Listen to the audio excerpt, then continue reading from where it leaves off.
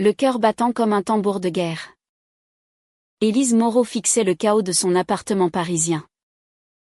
Les tiroirs vidés. Les cadres photos brisés jonchant le parquet ancien du Marais.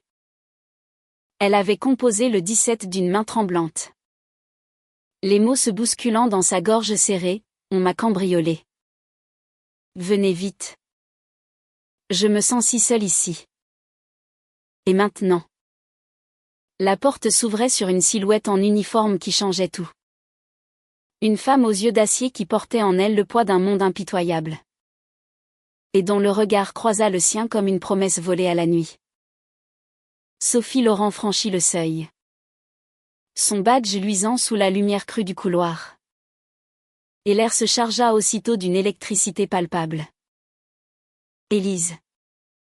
Recroquevillée sur le canapé usé. Releva la tête.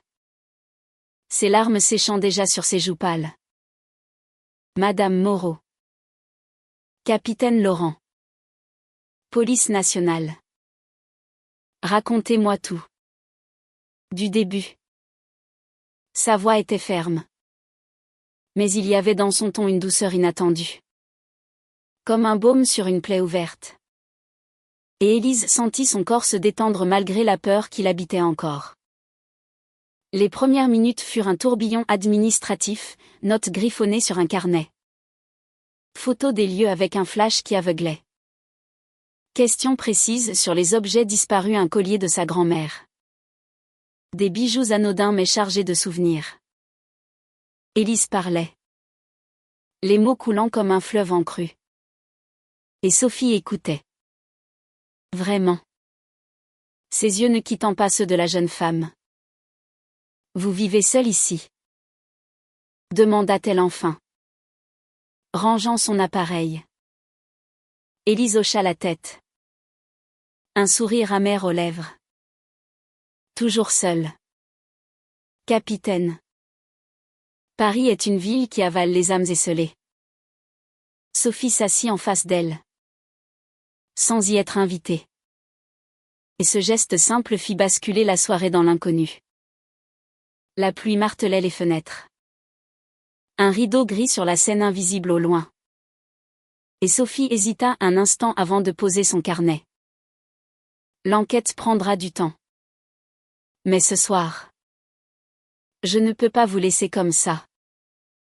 Pas avec cette vulnérabilité qui vous ronge. Élise rit nerveusement. Un son fragile dans le silence oppressant. Et vous? Vous rentrez chez vous. À une vie normale. Sophie secoua la tête. Ses doigts effleurant machinalement la cicatrice sur sa tempe. Vestige d'une nuit trop longue. Ma vie n'est pas si normale. Et ce soir, je reste. Pour veiller. Pour écouter. Dites-moi. Élise. Qu'est-ce qui vous retient vraiment dans cette ville cruelle? Les heures s'étirèrent comme un fil tendu. Et Élise se surprit à ouvrir les vannes de son âme. Elle raconta son enfance à Lyon. Fille unique d'une famille bourgeoise où l'art était un refuge contre les silences pesants. À 28 ans. Elle peignait des toiles sombres dans cet atelier improvisé. Des nus féminins entrelacés qui trahissaient ses désirs secrets. Ce qu'elle n'osait murmurer à personne. Je suis lesbienne. Capitaine. Mais Paris n'est pas toujours un havre. Les regards. Les jugements. Et ce cambriolage. C'est comme si on m'avait volé le peu de sécurité que j'avais. Sophie l'écoutait. Immobile. Son propre cœur cognant contre sa poitrine. À 35 ans. Elle avait gravi les échelons de la police avec une détermination farouche. Née dans les banlieues ouvrières de Marseille. Où être une femme forte signifiait souvent se battre 2 fois plus. Appelez-moi Sophie. Murmura-t-elle enfin. Se levant pour préparer un thé dans la kitchenette exiguë. L'arôme de bergamote emplit l'air. Chassant l'odeur âcre de la peur. Élise la suivit des yeux. Fascinée par la grâce contenue de cette femme qui portait l'uniforme comme une armure, mais dont les gestes révélaient une tendresse enfouie. Et moi? Élise suffit. Pourquoi restez-vous vraiment? La procédure n'exige pas ça. Sophie revint. 2 tasses fumantes en main. Et s'installa plus près. Leurs genoux se frôlant accidentellement. Parce que j'ai vu trop de victimes se noyer dans leur solitude après un tel choc. Et vous? Vous me rappelez quelqu'un? Moi. Il y a 10 ans. La nuit avança. Et les confidences se firent plus intimes. Sophie avoua son divorce récent. Un mariage hétérosexuel forcé par les attentes familiales. Une façade qui s'était craquelée quand elle avait enfin admis son attirance pour les femmes. J'ai fui Marseille pour Paris. Pour recommencer. Mais les fantômes suivent. Et vous? Élise. Qu'est-ce qui vous effraie le plus dans vos désirs? Élise rougit. Ses doigts jouant avec le bord de sa tasse. D'aimer sans retour. De briser le silence qui me protège. Un silence complice s'installa. Rompu seulement par le tic-tac d'une horloge ancienne. Puis, Sophie posa sa main sur celle d'Élise. Un contact électrique qui fit jaillir des étincelles dans l'ombre. Au fil des heures, le cambriolage devint un prétexte oublié. Remplacé par une danse lente d'âmes qui se reconnaissaient. Élise montra ses toiles. Ses corps féminins enlacés sous des pluies de couleurs vives. Et Sophie, émue, murmura, c'est magnifique. Vous capturez l'essence de ce contait. Leurs rires fusèrent. Timide d'abord. Puis libérateur. Quand Élise imita un voleur maladroit et Sophie raconta une arrestation rocambolesque dans les ruelles de Belleville. La tension dramatique de la soirée s'évapora. Laissant place à une romance naissante. Fragile comme une toile fraîchement tendue. Pourtant, le drame guettait. Au petit matin. Alors que l'aube rosissait les toits. Un appel radio crachota, une urgence dans le quartier. Un collègue en péril. Sophie se raidit. Son masque de professionnel revenant comme un voile. Je dois y aller. Dit-elle. La voix brisée. Élise. Le cœur serré. La retint par le poignet. Restez encore un instant. Ne partez pas comme un fantôme. Sophie hésita. Ses yeux plongés dans ceux d'Élise. Et dans ce regard. Elles virent l'avenir possible, un amour défendu par la société. Mais invincible par sa vérité. La lumière pâle de l'aube filtrait à travers les voilages jaunis. Et Sophie se pencha pour un baiser hésitant. Leurs lèvres se frôlant comme 2 vagues timides sur une plage déserte. Élise sentit le monde s'arrêter. Le goût salé des larmes mêlé à la douceur de ce moment volé. Promets-moi qu'on se reverra. Souffla-t-elle. Et Sophie, la gorge nouée, répondit, je le jure. Élise. Ce n'est que le début. Puis elle partit. Son pas résonnant dans l'escalier. Laissant Élise seule avec le vide de l'appartement. Mais le cœur empli d'une chaleur nouvelle. Les jours suivants furent un tourbillon d'émotions contradictoires. Élise errait dans les rues du Marais. Esquivant les regards curieux des passants. Son esprit hanté par le souvenir de Sophie. Elle peignait frénétiquement. Des portraits de la policière où l'uniforme se muait en armure de lumière. Révélant la femme vulnérable en dessous. Mais la peur rôdait, et si ce n'était qu'une illusion née de la nuit? Elle appela une amie. Camille. Une galeriste lesbienne aux cheveux teints en bleu. qui l'écouta avec un sourire complice. Ma chérie. L'amour frappe quand on s'y attend le moins. Mais attention. Les uniformes cachent souvent des tempêtes. De son côté, Sophie replongea dans le rythme infernal de la brigade. Les patrouilles nocturnes dans les quartiers chauds de Pigalle.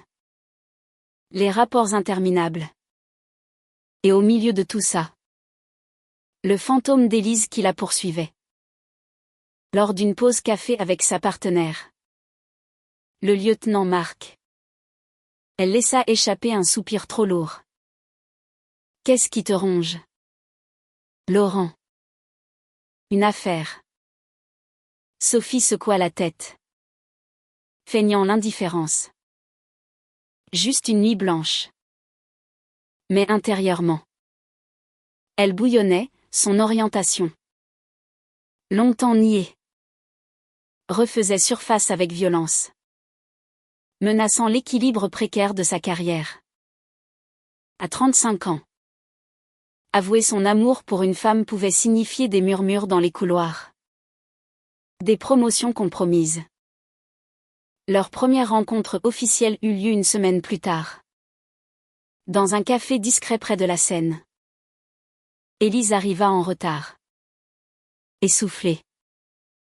Un bouquet de fleurs sauvages à la main, des marguerites cueillies dans un square secret. Sophie, en civil pour une fois, portait un jean usé et un pull gris qui adoucissait ses traits sévères. Tu es belle, murmura Élise en s'asseyant. Et Sophie rougit comme une adolescente. Elles parlèrent pendant des heures. Des rires fusant entre les gorgées de vin rouge. Mais sous la surface, la drame se tissait. Élise confia son passé, une relation toxique avec une ex. Léa. Une musicienne jalouse qui l'avait isolée, la laissant briser à Paris. J'ai peur de revivre ça. Sophie. L'amour lesbien ici. C'est beau. Mais si fragile. Sophie prit sa main par-dessus la table, ignorant les regards des serveurs. Moi aussi. J'ai mes cicatrices. Mon ex-mari. Il a deviné. Un soir. Et c'était la fin. La famille m'a renié. Marseille est loin. Mais les échos persistent.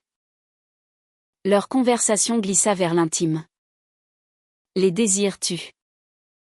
Et quand Élise osa, et si on essayait? Nous deux. Sophie répondit par un baiser passionné. Là. En public. Défiant le monde. Ce fut le début d'une romance fiévreuse, dîner aux chandelles dans des bistrots cachés. Promenade main dans la main sous les ponts illuminés. Nuit où leurs corps s'entremêlaient dans l'appartement d'Élise. Redécouvrant la tendresse oubliée. Mais le drame éclata comme un orage d'été. Lors d'une patrouille de routine, Sophie arrêta un groupe de voyous dans une ruelle sombre. Et l'un d'eux, reconnaissant son uniforme, cracha, sale gouine. T'as pas ta place ici. Les mots la figèrent, ravivant les blessures enfouies. Elle rentra chez elle, un studio anonyme à Bastille, les poings serrés. Et appela Élise en pleurs. Viens. S'il te plaît. J'ai besoin de toi. Élise accourut. Trouva Sophie recroquevillée sur le sol. Et la serra contre elle, murmurant des mots d'amour en français, chantant. Tu n'es pas seule. Mon amour. On affrontera ça ensemble. Leur lien se renforça dans l'adversité. Mais la kermesse sociale les guettait. La sœur de Sophie, visitant Paris pour un week-end, surprit un appel d'Élise et confronta sa cadette. C'est vrai. Une femme. Papa et maman ne le supporteront pas. La dispute fut violente. Des cris dans le téléphone qui firent trembler Sophie. Élise. Témoin muet. Sentit la jalousie poindre, et si Sophie choisissait la famille? Mais non. Sophie raccrocha. Les yeux flamboyants. Au diable les conventions. C'est toi que je veux. Élise. Toi et notre vérité. Elles décidèrent de s'affirmer, une soirée dans un bar LGBT de Châtelet. Où la musique pulsait et les corps dansaient libres. Élise. En robe rouge moulante. Attira les regards. Et Sophie. Jalouse pour la première fois. La serra contre elle sur la piste. Tu es à moi. Souffla-t-elle. Et leur baiser. Passionné. Attira des applaudissements. Ce fut cathartique. Un pas vers la lumière. Pourtant. Le vrai drame surgit quand l'enquête sur le cambriolage d'Élise rebondit, les voleurs identifiés. Un réseau lié à la pègre locale. Sophie fut assignée à l'affaire. Et la menace plana, Élise devint une cible potentielle. Une nuit. Alors qu'elle dormait enlacée.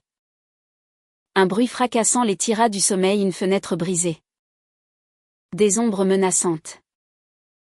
Sophie réagit en un éclair. Son entraînement prenant le dessus, elle plaqua Élise au sol. Arma son pistolet de service. Reste là. Les assaillants fuirent. Mais pas sans laisser une balle siffler près d'elle. Tremblantes. Elles appelèrent des renforts. Et dans l'attente. Élise murmura, si on meurt ce soir. Sache que je t'aime comme jamais. Sophie. Les larmes aux yeux. Répondit, on vivra. Pour nous. Pour cet amour qui nous sauve. Les gyrophares bleus illuminaient la rue étroite. Transformant la nuit en un ballet chaotique de lumière et de sirènes. Sophie briefa ses collègues d'une voix assurée. Masquant le tremblement de ses mains. Tandis qu'Élise. Enveloppée dans une couverture de survie. Observait la scène depuis le perron. C'étaient eux. Les mêmes que pour le cambriolage. Confirma un agent. Et Sophie hocha la tête. Son esprit bouillonnant de rage protectrice. Une fois la poussière retombée. Elles se réfugièrent chez Élise. Barricadées. Et passèrent la nuit à veiller. Enlacées sur le canapé. Chuchotant des promesses d'avenir. Le lendemain. La brigade passa à l'action, raid simultané dans les bas-fonds de Barbès. Arrestations musclées qui firent les gros titres du Figaro. Sophie mena l'assaut. Son courage légendaire. Mais au cœur de l'opération. Un collègue l'a trahi par négligence, un flic corrompu lié au réseau. Une fusillade éclata. Et Sophie fut touchée à l'épaule. Une blessure superficielle mais qui la cloua au lit d'hôpital pour des jours. Élise veilla à son chevet. Ignorant les regards réprobateurs des infirmières. Lisant des poèmes de Verlaine à voix haute pour apaiser la douleur.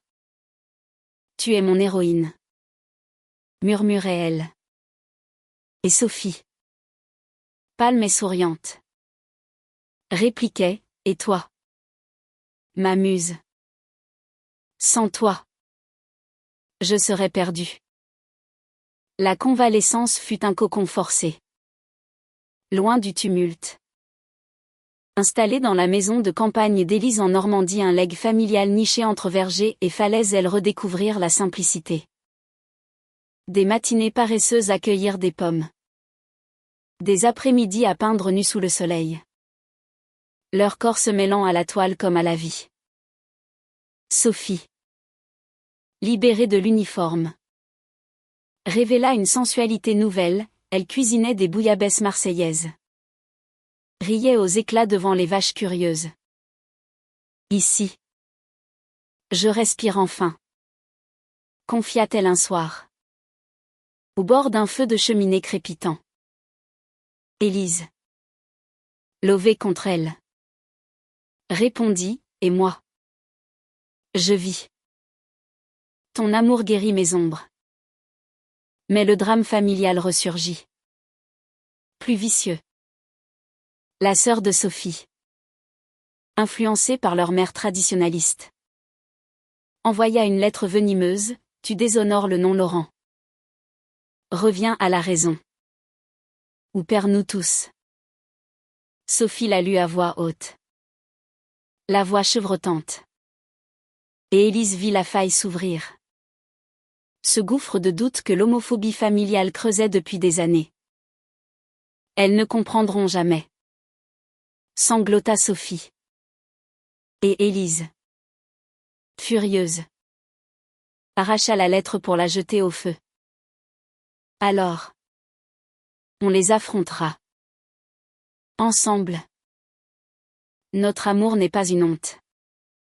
C'est une lumière. Elles rentrèrent à Paris renforcées. Prêtes au combat. Sophie reprit le service.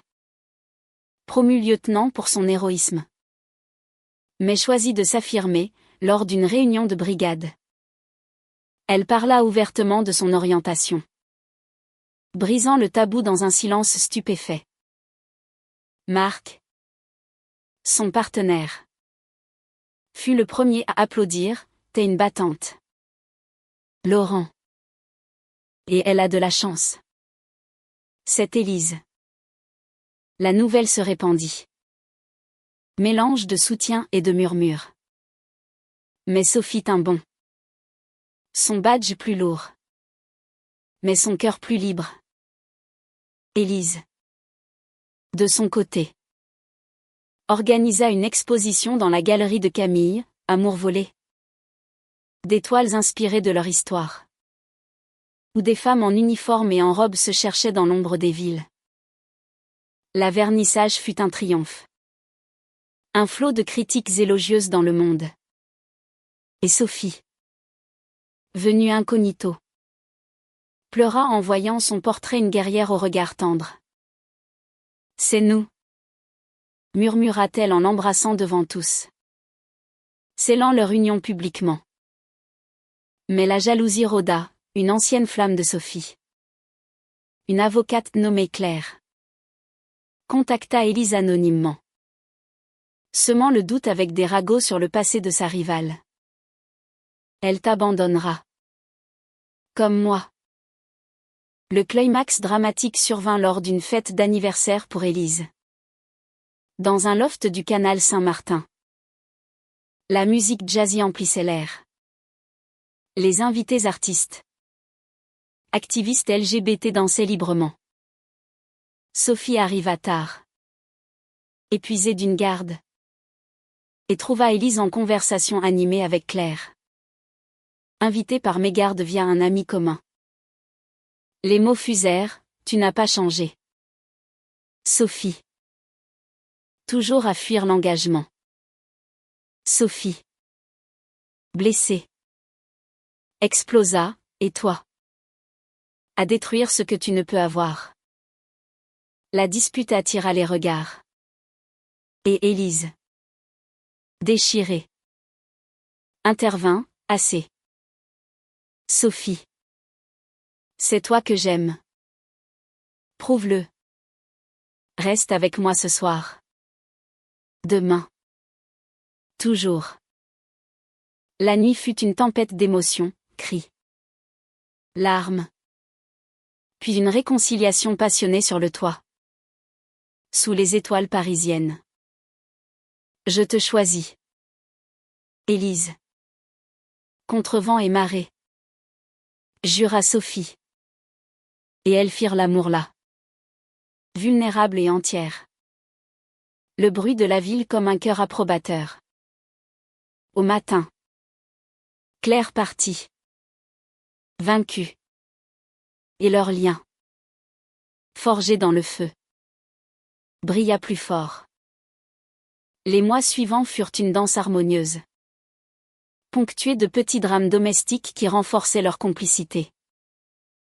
Élise vendit plusieurs toiles. Sa carrière décollant comme un oiseau libéré. Et Sophie, inspirée, s'engagea dans un groupe de soutien pour les forces de l'ordre LGBT. Témoignant lors de conférences sur l'inclusion. Elles adoptèrent un chat errant. Un félin gris nommé Luna. Qui ronronnait entre elles comme un talisman d'amour. Regarde-nous, disait Élise en riant. Deux âmes cabossées qui construisent un foyer. Sophie, la tête sur son épaule, répondait, oui. Et c'est le plus beau cambriolage de ma vie, tu as volé mon cœur sans effraction. Pourtant, l'ombre du passé familial persistait. La mère de Sophie, veuve depuis peu, annonça une visite surprise à Paris, invoquant un besoin de réconciliation. Élise, anxieuse, prépara le terrain, un dîner simple. Des bougies. Des vins fins de Bordeaux. Mais dès le seuil franchi, la tension crépita. Madame Laurent. Une femme aux cheveux poivre et sel et au regard durci par les ans. Scruta Élise comme une intruse. C'est elle. La raison de ton éloignement. Sophie se raidit. Mais Élise, avec une grâce inattendue, tendit la main, enchantée. Madame. Sophie m'a beaucoup parlé de vous, de votre force. De votre amour inconditionnel. Le repas fut un chant de mine, silence pesant. Question voilée sur l'avenir. Et enfin, l'explosion quand Madame Laurent lâcha, une policière avec une artiste. Et de surcroît, deux femmes. Comment voulez-vous des enfants? Une famille normale. Sophie blêmit. Mais Élise, les yeux flamboyants, répliqua, l'amour n'est pas une question de normalité. Madame, c'est une question de vérité. Et la nôtre est plus forte que les conventions. Un silence s'abattit. Puis, miracle. La mère fondit en larmes, j'ai peur pour toi. Ma fille. Le monde est cruel. Sophie l'étreignit. Et pour la première fois, la famille s'ouvrit une brèche vers l'acceptation. Cette victoire personnelle propulsa Sophie dans une nouvelle phase, elle écrivit un mémoire anonyme sur le harcèlement homophobe dans la police. Publié dans un journal spécialisé. Qui fit sensation et attira l'attention de la ministre de l'Intérieur. Une promotion en vue. Mais aussi des menaces voilées de collègues rétrogrades. Élise, protectrice, insista pour qu'elle voyage, un week-end à Nice. Sur la Côte d'Azur. Où la mer Méditerranée lavait les soucis. Elles marchèrent pieds nus sur la plage de Galets. S'embrassant au coucher du soleil. Et Sophie confia, avec toi. Je me sens invincible. Tu rends ma vie un poème vivant. De retour. Un nouveau drame surgit. Plus intime, Élise découvrit qu'elle était enceinte. Non. Attends. Dans leur monde lesbien. C'était une insémination artificielle qu'elles avaient envisagée en secret. Un rêve murmuré lors de nuits tendres. Mais le médecin confirma, un miracle précoce. Via une clinique progressiste. Un enfant. S'exclama Sophie. Les yeux écarquillés de joie et de terreur. Élise, radieuse, posa sa main sur son ventre encore plat. Notre enfant. Une famille choisie. Pas imposée. La nouvelle les unissait plus. Mais amplifiait les peurs, la société. La carrière de Sophie. Les jugements. Leur romance s'enflamma d'une urgence nouvelle, nuit où Élise peignait Sophie enceinte dans ses rêves. Toile où l'uniforme cédait à des voiles de maternité. Sophie, touchée, organisa une surprise, un voyage en train vers Avignon. Ville de festivals et de passion théâtrale. Là, sous les remparts médiévaux, elle demanda Élise en mariage. À genoux sur une place pavée. Un anneau simple en or blanc. Épouse-moi. Élise. Fais de moi ta femme. Pour toujours. Les larmes coulèrent. Et Élise, émue aux larmes, accepta, oui. Mon amour. Pour l'éternité. Mais le destin, taquin, lança un dernier coup, lors d'une manifestation pour les droits LGBT à Bastille. Une contre-manifestation homophobe dégénéra en émeute. Sophie, en service d'ordre, protégea Élise au cœur de la mêlée, prenant un coup de matraque pour la défendre. Hospitalisée pour contusion, elle se réveilla avec Élise à son chevet. Murmurant, rien ne nous sépare. Pas même la haine. Ce soir-là, entourées d'amis, elles annoncèrent leur fiançailles et la grossesse. Un toast collectif qui scella leur victoire sur l'adversité. L'été parisien s'étira en une symphonie de chaleur et de promesses. Élise et Sophie naviguant entre rendez-vous médicaux et préparatifs de mariage. Elles choisirent une cérémonie civile discrète à la mairie du 4e arrondissement. Entourée d'un cercle restreint, Camille la galeriste, Marc le lieutenant, et même la sœur de Sophie. Réconciliés après une longue lettre d'excuses. Vous êtes belles ensemble, murmura-t-elle. Et Élise, enceinte de 3 mois, rayonna dans sa robe blanche fluide. Un bouquet de lavande à la main. Sophie, en tailleur bleu nuit, prononça ses vœux d'une voix émue. Élise, tu as cambriolé mon cœur ce soir-là. Et je ne veux jamais te rendre la clé. La lune de miel fut un rêve provençal, une semaine dans un mas isolé près de Gordes, où les champs de lavande ondulaient comme une mer violette. Elles se baignèrent nues dans une rivière secrète. Rirent en cuisinant des ratatouilles maladroites. Et firent l'amour sous les étoiles. Le ventre d'Élise un berceau doux entre elles. Notre enfant grandira dans cet amour, chuchota Sophie, sa main caressant la courbe naissante. Mais même là, le drame subtil pointa, un appel de la brigade, une affaire sensible impliquant des droits LGBT. Une jeune trans agressée. Sophie hésita. Mais Élise l'encouragea, va. Mon amour. Ton combat est le nôtre. De retour à Paris.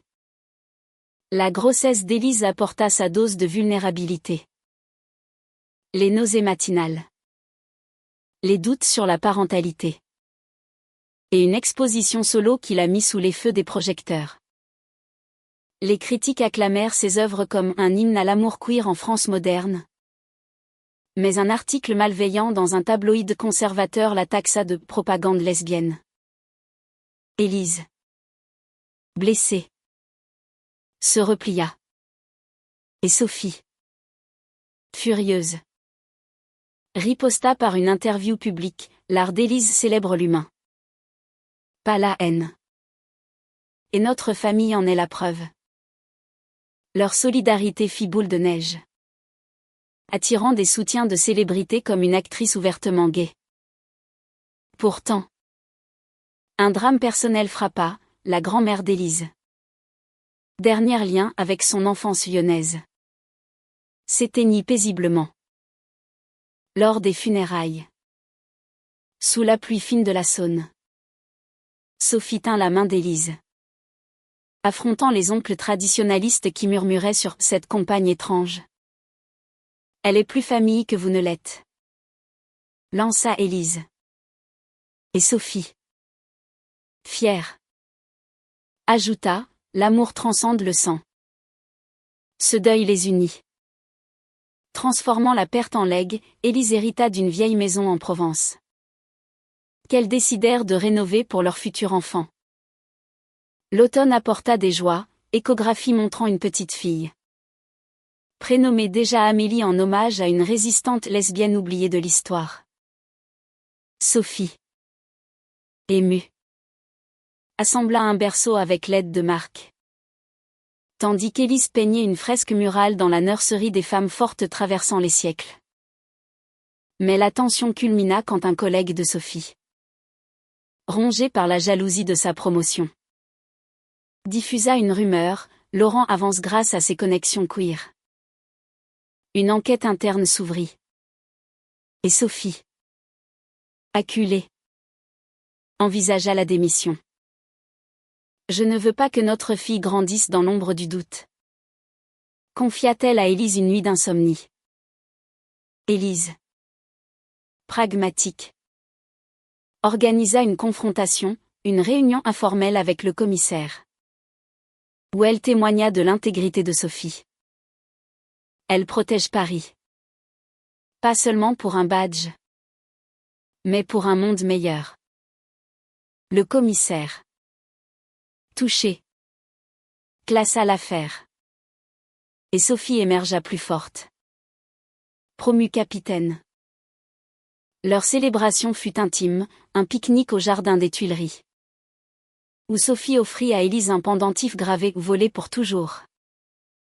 Tu es mon trésor, Élise. Et Amélie sera notre miracle. Le drame final. Inattendu. Vint de l'intérieur, Élise, en fin de grossesse, subit une alerte médicale, une menace de prématurité due au stress accumulé. Hospitalisée d'urgence à l'Hôtel-Dieu. Elle paniqua, craignant de perdre leur rêve. Sophie, en permission, veilla sans relâche, tenant sa main lors des contractions simulées. Respire avec moi, mon amour. On affronte ça comme tout, ensemble. Les médecins stabilisèrent la situation. Et dans la chambre stérile, Élise murmura, si je survis, promettons-nous une vie sans regret. Sophie, les larmes coulant, jura, toujours. L'hiver enveloppa Paris d'un manteau neigeux, transformant les boulevards en cartes postales féeriques. Et avec lui vint la naissance tant attendue. Amélie Laurent Moreau arriva un matin de décembre, hurlant sa présence dans la salle d'accouchement. Ses yeux verts hérités d'Élise fixant le monde avec une curiosité innocente. Sophie, coupant le cordon d'une main tremblante, pleura pour la première fois en uniforme, non, en civil, venue en jean et pull. Son cœur de mère éclatant comme une fleur. Elle est parfaite, sanglota-t-elle, déposant le bébé sur la poitrine d'Élise. Épuisée mais radieuse. Notre petite voleuse de cœur. Les premiers mois furent un ballet chaotique de couches et de biberons, ponctué de nuits blanches où Amélie réclamait ses mères. Élise, en congé maternité, composa des berceuses inspirées de ses toiles. Tandis que Sophie, jonglant entre garde et allaitement, trouva en cette routine une paix profonde. Regarde la tétée, murmurait-elle, fascinée par ce miracle de vie qu'elles avaient créé via donneuse anonyme. Un acte d'amour moderne en France progressiste. Mais la société, toujours aux aguets, testa leur résilience, lors d'une sortie au parc Monceau. Une vieille dame homophobe siffla, 2 femmes avec un enfant. C'est contre nature. Sophie, protectrice, répondit calmement, c'est l'amour. Madame. Le plus naturel qui soit. Leur couple. Forgé dans le drame. Fleuri en une romance mature. Elle dansait le soir dans la cuisine. Amélie endormie dans son berceau. Sur des airs de Piaf ou de Barbara. Ces icônes lesbiennes qui avaient pavé la voie. Élise exposa une série dédiée à la maternité queer. Berceau volé. Qui remporta un prix à la Biennale de Lyon. Et Sophie. Fière. L'accompagna. Badge rangé. Main dans la main. Tu brilles. Mon amour. Dit-elle lors du discours d'Élise. Et les applaudissements crépitèrent comme une pluie d'étoiles. Pourtant, un nouveau drame familial émergea, la mère de Sophie. Après des mois de silence distant, demanda à voir sa petite fille. La rencontre. Dans l'appartement du Marais désormais agrandi d'une chambre bébé. Fut tendue. Madame Laurent arriva les bras chargés de peluches. Mais ses yeux trahissaient le conflit intérieur. Elle est magnifique. Admit-elle. Berçant Amélie maladroitement. Puis. À Sophie, j'ai prié. Réfléchis. Si cela te rend heureuse. Je veux essayer d'accepter. Les larmes coulèrent. Un pont fragile se tendant sur l'abîme. Et Élise. Émue. Offrit un thé, bienvenue dans notre famille. Madame. Sophie. Touchée. Organisa un voyage de guérison, Marseille. La ville natale. Pour une confrontation finale avec les racines. Elles marchèrent sur le vieux port. Amélie dans une écharpe porte-bébé. Et Sophie montra à Élise les ruelles où elle avait grandi. Dure et fière. Lors d'un dîner avec la fratrie élargie. Elle parla ouvertement, voici ma femme. Élise. Et notre fille. C'est ma vérité. Acceptez-la ou non. Le silence fut lourd. Puis un frère leva son verre, à la famille. Quelle qu'elle soit. Ce fut une victoire douce amère. Mais libératrice. Effaçant les ombres du passé. Le printemps ramena des joies, Amélie gazouilla ses premiers mots maman pour les deux. Indistincte mais égalitaire. Élise reprit la peinture. Intégrant des motifs provençaux hérités de la maison familiale. Et Sophie. Promue à un poste de coordination sur les violences faites aux minorités. Trouva un sens renouvelé à son métier. Leur amour. Jadis né d'une nuit de peur. Devint un pilier public, elles témoignèrent dans un documentaire sur les couples lesbiens en France. Amour en uniforme. Qui toucha des milliers. Mais le dernier soubresaut dramatique vint d'une menace extérieure, un ancien voleur du réseau cambriolé. Libéré sous caution. Envoya une lettre anonyme à Élise. Jurant vengeance. La peur revint. Viscérale. Et Sophie. En alerte. Installa des caméras. Veillant les nuits. Élise. Enceinte non. Mais avec Amélie à protéger. Craqua un soir, assez de violence autour de nous. Fuyons. Sophie la serra fort, non. On affronte. Pour elle. Pour nous. L'homme fut arrêté avant tout geste. Grâce à une intuition de Sophie. Et la paix revint. Plus solide. L'été suivant. 2 ans après cette nuit fatidique. Trouva Élise et Sophie célébrant leur anniversaire de rencontre dans le mas provençal. Désormais leur refuge secondaire. Amélie. Todelé espiègle aux boucles châtaines. courait entre les oliviers, riant aux éclats. Tandis que ses mères, assises sur une terrasse en pierre, sirotaient du rosé frais. Souviens-toi de ce cambriolage, murmura Élise, sa main dans celle de Sophie. Il a volé mes biens, mais nous a donné tout.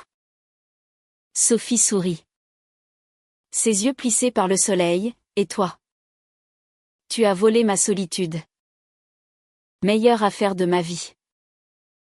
Leur existence s'était tissée en un tapis riche de textures. Élise ouvrait un atelier pour jeunes artistes queer à Belleville, enseignant la peinture comme thérapie.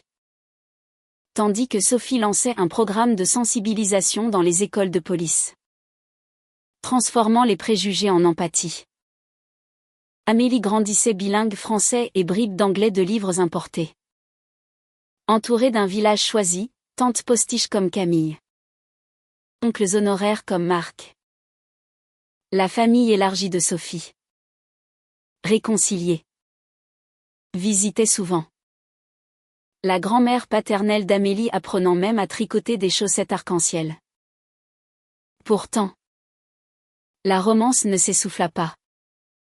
Elle s'approfondit en une sensualité quotidienne. Des dîners improvisés où Sophie dansait Élise dans le salon, Amélie applaudissant. Des escapades volées à Deauville, où elle marchait sur la plage, main dans la main, indifférente au regard.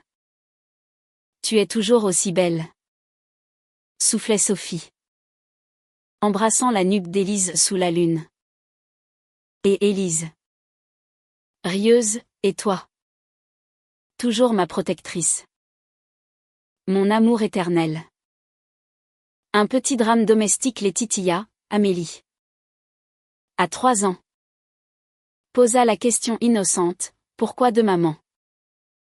Élise et Sophie échangèrent un regard complice, expliquant simplement, parce que l'amour n'a pas de genre. Ma chérie. Il a juste un cœur grand comme ça. La petite absorba, hocha la tête et courut jouer. Mais ce moment raviva chez Sophie un doute fugace, et si le monde la blesse? Comme nous. Élise la rassura, on la blinderait d'amour. C'est notre super pouvoir. Leur engagement social culmina lors de la marche des fiertés, où elles défilèrent en tête d'une délégation policière inclusive.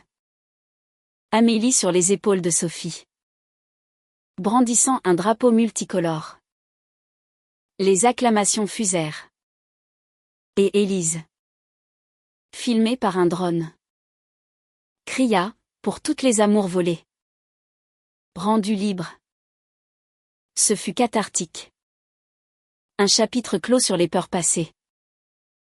Plus tard, dans un bistrot animé, elles trinquèrent, à nous, à Paris, à la vie. L'automne apporta une surprise, Élise, inspirée, proposa d'adopter un second enfant. Un garçon d'une famille d'accueil. Les démarches furent ardues paperasse. Entretien psychologique sur leur couple lesbien. Mais leur dossier, enrichi de témoignages, fut approuvé. Baptisé Théo. Un bambin de 4 ans aux yeux sombres. Il intégra leur foyer avec une timidité touchante. Bienvenue, petit frère, gazouilla Amélie. Et Sophie, émue, murmura à Élise, regarde ce qu'on a bâti. Un empire d'amour. Le drame mineur final fut une crise professionnelle pour Élise, une toile majeure, prêtée à un musée, endommagée par négligence. Furieuse, elle envisagea d'abandonner l'art. Mais Sophie, sage, l'emmena peindre en plein air au Luxembourg, créé à partir de la douleur. C'est à force. Élise obéit. Et une nouvelle série naquit. Cicatrice d'amour. Acclamé comme un chef-d'œuvre. Sophie. Lors du vernissage. Leva un toast à ma femme. Qui transforme le chaos en beauté. Les années s'écoulèrent comme un fleuve serein, emportant Élise et Sophie vers une maturité épanouie. Leur amour un phare dans la tempête des existences. Amélie. À l'école primaire du quartier. Excellait en dessin. Héritant du talent d'Élise. Tandis que Théo. Adopté depuis 5 ans. Devenait un footballeur en herbe. Sautant dans les bras de Sophie après chaque match. La maison du Marais bruissait de vie, rire d'enfants. Odeur de cuisine provençale. Et nuit où les deux femmes, épuisées mais comblées, se blottissaient. Chuchotant des projets ou un voyage en Italie. Une fondation pour artistes LGBT. Sophie. À 42 ans. Dirigeait désormais un département dédié aux droits humains au sein de la police. Voyageant pour des conférences internationales. Mais toujours rentrant pour le dîner familial. Maman Sophie est une super-héroïne. Clamait Amélie. Et Sophie riait. Modestement, non. C'est maman Élise. Avec ses pinceaux magiques. Élise. 35 ans. Avait publié un livre illustré sur leur histoire. La nuit volée. Un best-seller qui inspirait des générations de jeunes queers en France et au-delà. C'est notre legs. Disait-elle à Sophie lors de dédicaces. Leurs doigts entrelacés sous la table. Le drame résiduel. Inévitable. Frappa via la santé, Sophie. Stressée par une affaire de corruption interne. Subit un burn-out. Dormant mal. Irritable. Élise. Sentinelle vigilante. L'emmena en retraite à la campagne normande. Où elles marchèrent des heures. Parlant de tout et de rien. Tu portes trop. Mon amour. Murmura Élise au bord d'une falaise battue par les vents. Sophie. Brisée. À voix, j'ai peur de ne pas être assez pour vous. Élise la serra, tu es tout. Repose-toi. Et reviens-moi entière. La thérapie suivit. Douce et efficace. Et Sophie émergea renouvelée. Plus vulnérable. Plus aimante. Leur romance. Ancrée dans le quotidien. Fleurissait en surprise, un tatouage matching sur les poignets, une clé et un cœur. Un renouvellement de vœux lors d'un pique-nique au bois de Vincennes. Avec les enfants comme témoins hilars. Je t'aime plus qu'hier. Moins que demain. Récita Sophie. Citant Rosemonde Gérard. Et Élise. Larmes aux yeux. Répondit, et moi. Éternellement. Amélie et Théo. Grandissant dans cet océan d'affection. Apprenaient l'empathie. La résilience. Posant des questions profondes, pourquoi les gens détestent-ils l'amour? Sophie expliquait patiemment, par peur. Mais on leur montre que l'amour gagne toujours. Le point culminant fut une reconnaissance publique, lors des Césars. Élise remporta un prix pour l'adaptation ciné de son livre. Un film poignant sur leur nuit fondatrice. Sur scène. Elle dédia, à Sophie. Ma policière restée jusqu'au matin. Et à nos enfants. Fruit de cet amour indéfectible. Le public ovationna. Et backstage. Sophie l'embrassa passionnément, tu es ma star. La famille élargie. Désormais unie. Applaudie depuis les fauteuils. La mère de Sophie essuyant une larme fière. Aujourd'hui. Des années plus tard, Élise et Sophie contemplent leur parcours depuis la terrasse du mas provençal. Les enfants jouant au loin. Ce cambriolage était un cadeau déguisé. Rit Élise. Sa tête sur l'épaule de Sophie. Celle-ci, sereine, répond, oui. Il nous a menés ici. À cette paix volée au monde. Leur amour. Né dans la peur. Mûri dans le drame. S'épanouit en une valeur humaniste profonde, la preuve que, en France ou ailleurs, l'amour lesbien n'est pas une anomalie, mais une révolution douce. Un appel à la tendresse universelle. Et dans leurs yeux, l'avenir brille. Infini.